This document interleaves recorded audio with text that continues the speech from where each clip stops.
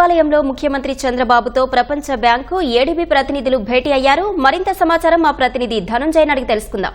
ధనుంజయ్, సీఎంతో ప్రపంచ బ్యాంకు ప్రతినిధులు ఏ అంశాలపై చర్చిస్తున్నారు?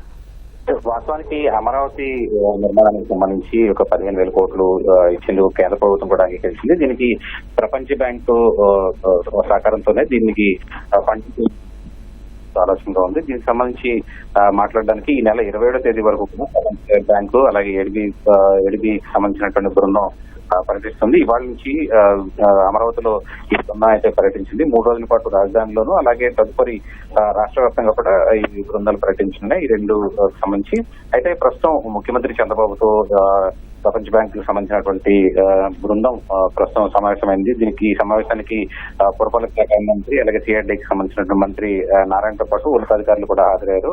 ఇదంతా ప్రస్తుతం అయితే ఈ ఆర్థిక శాఖకు సంబంధించినటువంటి అధికారులు కూడా ఈ సమావేశానికి హాజరయ్యారు. మొత్తం ఉన్నతాధికారులతో చర్చించి తదుపరి కార్యాచరణ రూపొందించేందుకు ప్రస్తుతం ఈ సమావేశం ఉపయోగపడుతుంది. ముందుగా ప్రాథమిక ఆలోచనలు ఆర్థిక సాయానికి సంబంధించినటువంటి అంశంపైన ప్రస్తుతం సీఎంతో చర్చిస్తున్నట్టు మనకి సమాచారం అందుతోంది.